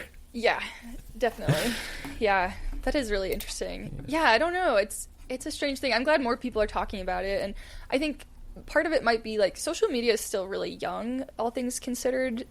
Like when we started climbing, like especially in my childhood of climbing, the only media I was able to consume were magazines and like Masters of Stone videos, or like very infrequent kinds of media, and those were always featuring very able-bodied people in general, right? And they weren't talking about health struggles or injuries typically. And so this last, I don't know, like decade or so of social media exploding has really changed the narrative, because now we get voices from people from diverse backgrounds. We get to hear about everybody from the pros to the amateurs, whatever, talking about their struggles within climbing and other sports, you know. And so there's more representation. There's more of like a conversation about it now, whereas because it's like the means of like sharing have just exploded, right? Like everybody can have a YouTube or a social media now. So I think that's helpful though, like you said, because it gives people like representation and opens the door to be like, oh, I'm not alone in this struggle. So yeah, I don't know if that answers the question. It's a whole different economy too, which is like a whole different conversation, I guess. But like, you know, I don't think that I would be able to do, I wouldn't have been able to start doing what I do if not for social media and the internet in general. And like at this point, maybe it's self-sustaining enough that I could like stop doing Instagram and it would still work. But like that whole separate economy has like enabled me to do it. So it's hard for me to just talk shit on it. But yeah, it does create a lot of negativity and strife for sure. It can. Yeah, I'm sorry you've gotten some negative comments. It's hard. Yeah, I definitely have to like check in with myself. Like, it's still worth it to do it because I have this amazing community and it's like, it's given me a lot of value for other things. But like a platform to share my writing, that alone is like a huge benefit. Like a built-in audience, you know, like that's a huge privilege. But yeah, I think the way people engage with social media, you have to be really honest with yourself about what you're getting out of it and the way that you use it, you know, like following people that inspire you, not just like rage following people. Like I've had to unfollow some people that are just like, I don't know if you ever feel this, but like sometimes you like see people who seem to just like not work and they just like are like gallivanting across the world and Europe and like having fancy drinks and dinners and like climbing full time or like traveling full time, or you're like, what are you doing to like sustain this? Like, are you a trust fund kid or something? I don't know. I get salty and then I'm like, I have to unfollow this person because it's like they're just living their best life. If I had the means, I'm sure I'd be doing the same thing. Like, I have to just like have a chat with myself and then be like, you know, I'm not gonna like, I don't know, dull your sparkle or whatever. I just am gonna not engage so I don't drive myself crazy.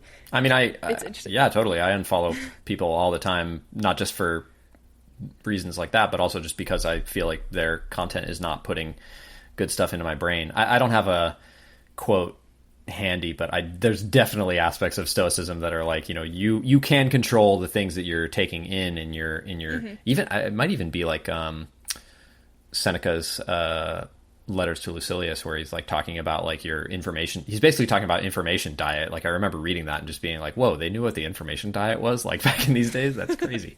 But it does. Really, I mean, you know, even other coaches maybe who have like a different philosophy than me about training, that's like maybe a little bit more well, let's say on the Firestone to David Goggins spectrum, it's like a little bit further towards David Goggins, and I'm like, okay, I can't be taking this in because I just want to argue with it, and that's not healthy for me to just have this need to argue with something that I'm reading all the time, you know? Yeah, that's definitely a Stoic thing. Like, you don't have to have an opinion on this, or you can just avoid people, like, but not in like a menacing way. Like, there's no ill will. It's just like to protect yourself, or just for whatever reason. Like, there's like this Marcus Aurelius passage I was literally just reading like last week about this idea of like simple avoidance can be very effective. You know, you got to keep yourself sane. You know, at some point. It's interesting. 100%, dude. 100%.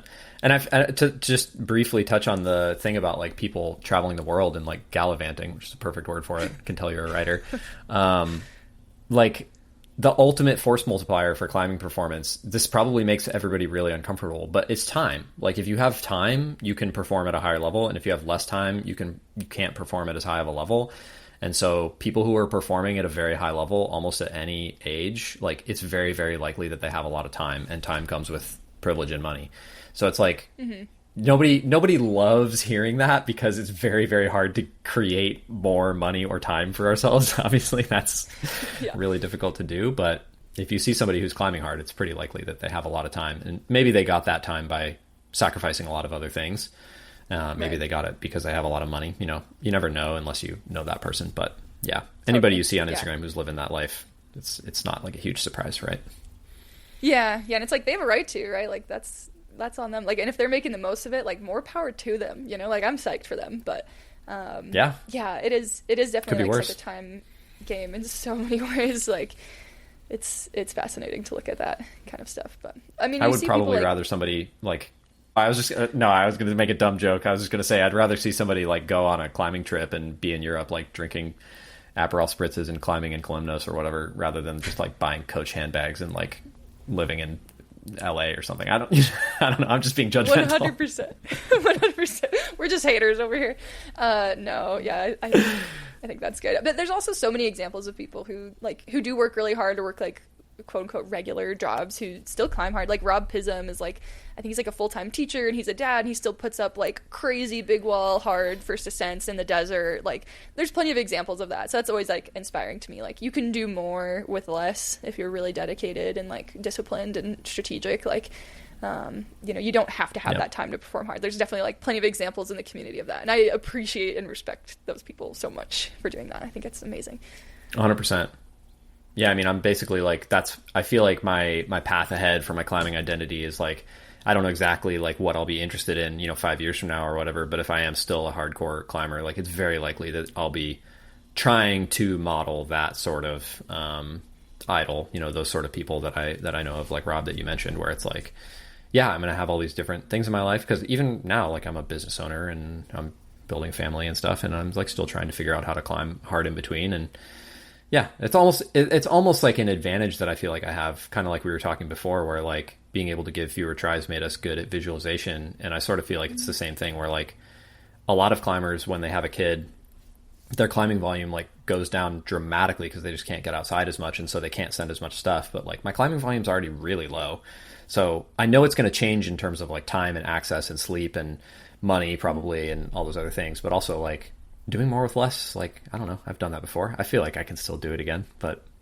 this is just, I'll listen back to this like 2 years from now and I'll be like, wow, I was delusional. I thought that was going to work. Well, I think what you said about it actually being an advantage in some cases is so important. Like, I actually talk to people about this a lot. Like, diversifying your life to include more than just climbing is so important because, like you said, like, almost everyone will eventually get injured or life will happen. And if climbing is the only thing that you draw joy from, you're setting yourself up for a very difficult time mentally and emotionally, in particular, because if you lose that and that was the main thing you were relying on and you don't really have much else in your life, then man, what are you going to do? Like, that sucks. And that's something I had to confront when I was a lot younger. I broke my ankle when I was 20 bouldering, when a hold broke on a high ball and I hit the ground, and it was really bad. I've had 4 surgeries on it. It's pretty messed up. And that changed my whole perspective because at the time I like kind of had all my eggs in one basket, with climbing. And I was in college, like I was interested in other things intellectually, but I didn't really like find joy, from anything besides climbing, which sounds dark, but I've tried to purposefully change that over years. And that's part of the reason I do have so many other hobbies and interests. It almost seems like insulation, or protection or armor or something. Like if something happens and I can't climb for whatever reason for a period of time, or I have to climb less, like those other things, I'm able to kind of like bring those in a little bit more and find joy from that. So if you have all your eggs in one basket with climbing, I would urge you to find a couple other things to do on the side so you have other ways to diversify your life, and you can like learn more and like be a more well-rounded person through that. So when I do see people who are just like climbing full time and don't do anything else, I am a little concerned for them like long term. I'm like, I hope you develop other interests too, you can be multiple things. Yeah. I think that's very practical advice. I mean, like diversification of investments is like logical investing advice, but it's also good advice when it comes to your like self-identity for sure. And it's for people out there who are worried that this is like a high-minded, like you worry too much about sending hard and you need to think about other things in your life. Like it could be purely selfish too. I actually do think that diversifying and being interested in other things is literally good for like performing better in climbing. So if that's the only thing that you're worried about, like you can twist it to your benefit there. But I think the whole point is that like once you go through that process, you'll realize that it's not as important as you thought it was. You maybe still will wind up performing better in the meantime. That's how it's been for me. But yeah, it might not be. Yeah. You don't have to assign so much like importance to sending when you have other things that you're interested in. And And that actually makes it easier to send. It's kind of like that weird, like it seems backwards, or like not intuitive, but a lot of the times people report that they finally send something when they just like drop expectations and like let go a little bit, and they're just like climbing to climb and to enjoy it, and you like release some of that pressure, and it actually makes it easier sometimes. So I've found that to be the case with myself. Like I'm still obviously such an overstoker and like so passionate and so driven and like very singularly focused on climbing, but I have these other things in my life, and that's really fun and really nice. And I think you can like learn things from pursuing other hobbies. Like I learn things from like playing music or from like learning chess strategy or like whatever. I can like apply those things to my climbing, so it also like makes you more well-rounded in your approach to climbing, which is cool. Yeah, definitely I had something that I was going to say, but it disappeared. It's okay. Darn. I'm like looking at this. I'm sure it was something good. Yeah, that's just how it always goes with podcasts. You just lose stuff. Okay, where are we at here? I feel like we've talked about a lot of the things that I put in the outline.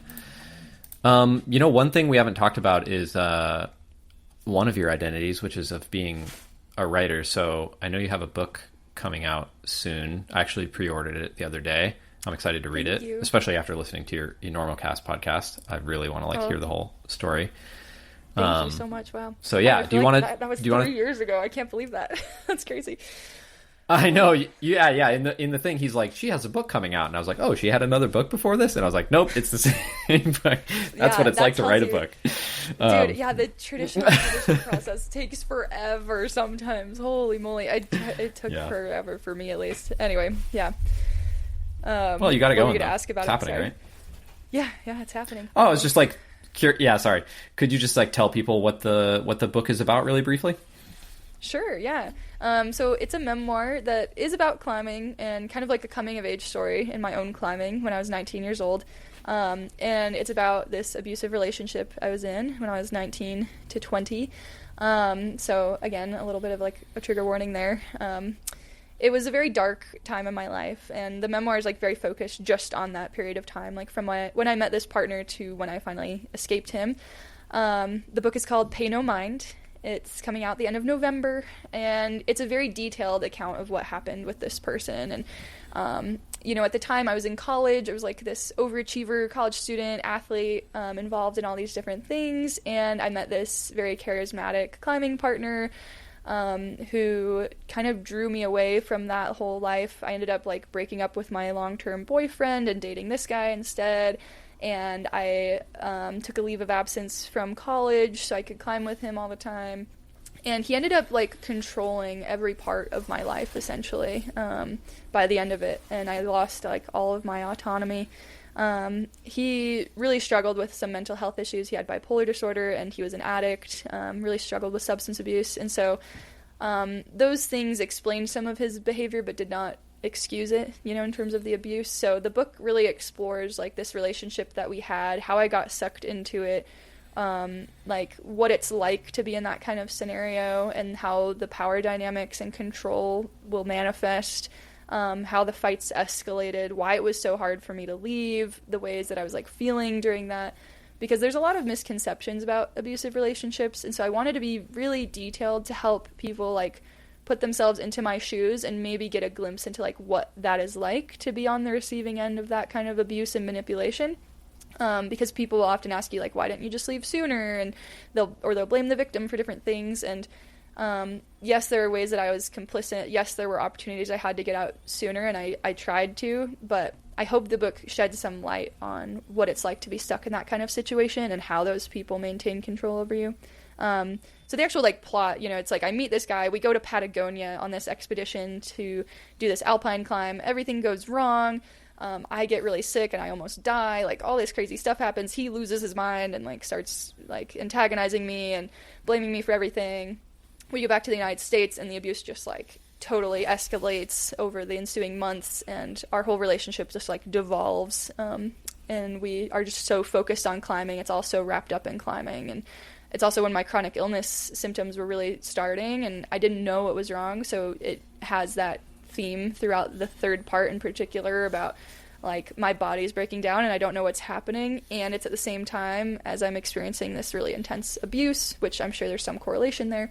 And then about what it took to finally escape, since he would hunt me down or whatever if I tried to get out. So, yeah, that's a little synopsis. It's a lot, for sure. It's very heavy. But yeah. Yeah. It's a crazy story. I mean, I guess I said that I was excited to read the book, which when you hear the synopsis, I don't know if excited is exactly the right word, but definitely the bits of your writing that I've seen on Instagram are very compelling and interesting. So I am excited to read the book, but yeah, it's a wild story for sure. So I appreciate that. Thanks for pre-ordering it. put it down on paper. Yeah. Thanks. Yeah. Sometimes I second guess like, why did I do this? Why do I want to share this much detail? You know, it's so dark. It's like, it reads like a horror movie or whatever in a lot of ways, but, I don't know. It felt important to me. Like, almost immediately after getting out of the relationship, I felt compelled to write it and to share it. So people understood my story, like me personally, but also just to like show how those kinds of relationships can happen within climbing, especially within trad climbing. There's like often these power dynamics, or like, you know, a man mentoring a younger woman. It's like a very common scenario, and it can just like kind of create this environment where abuse can happen, or like controlling behaviors can manifest. So yeah, I don't know. We'll see what the reception to the book is. I know it's going to be maybe a little bit controversial, or maybe not well received by some people, but you know, it is what it is. I tried to tell it as truthfully as I could from the perspective of my 19-year-old self, which is a very vulnerable thing to do. And I'm a little bit worried about that. Like, I hope when people read it, they realize that's not who I am anymore. But it's also like, I'm gotta own this story. This is part of what happened to me, and it's part of why I ended up the way that I am, which I love who I am now. So it's okay, but there's a little bit of shame still, you know, with all of that. It's interesting. Yeah, it's natural, and it's super challenging, but I feel like if you're a self-analyzing, introspective person and you're a writer, it's almost like there's a compulsion to get this stuff out of yourself. And it, at least for me, like, there's a lot of things that I've written, obviously, that I have not shared, but it's very powerful when you have an audience to share something that feels true and feels like meaningful to you.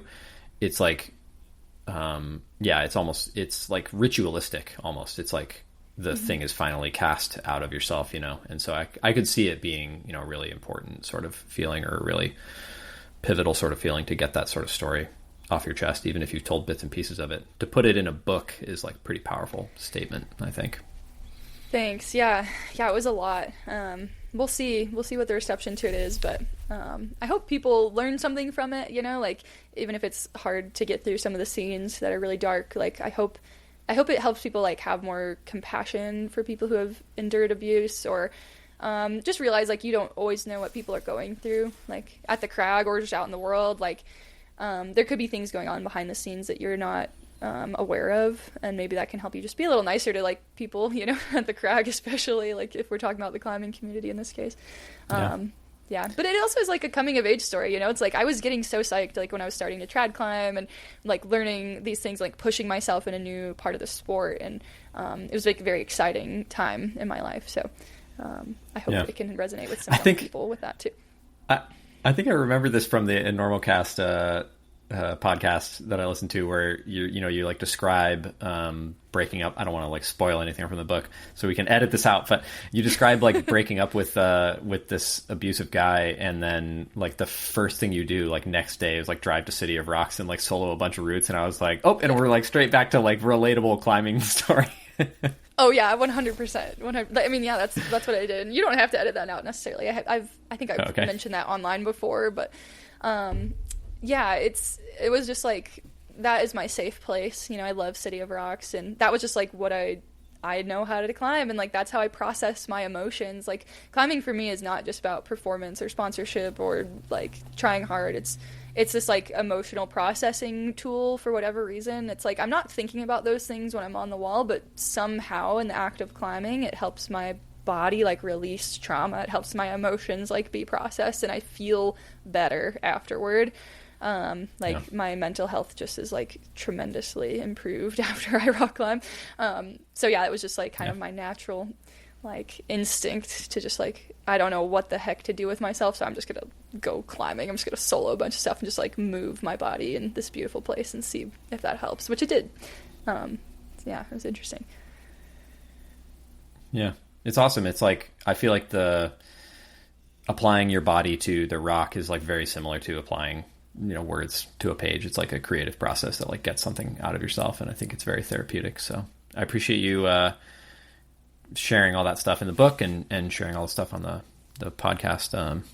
It's been great. Is there anything that we haven't talked about that you want to cover today? Oh man, I feel like we've covered a lot of really great ground. Yeah, I don't know if people ever have questions for me. I'm an open book and love to chat with people. So yeah, thank you for the opportunity, and it's really fun to talk to you and get to know you more, especially because we have so much in common. It's really nice to like connect with other climbers, and I hope this can help some other people too who've listened to it feel less alone, if they're struggling with some of the same stuff. Likewise. Awesome. Thanks so much, Fallon, for coming on and sharing stuff with us. I really appreciate that. Thanks, Jesse. I hope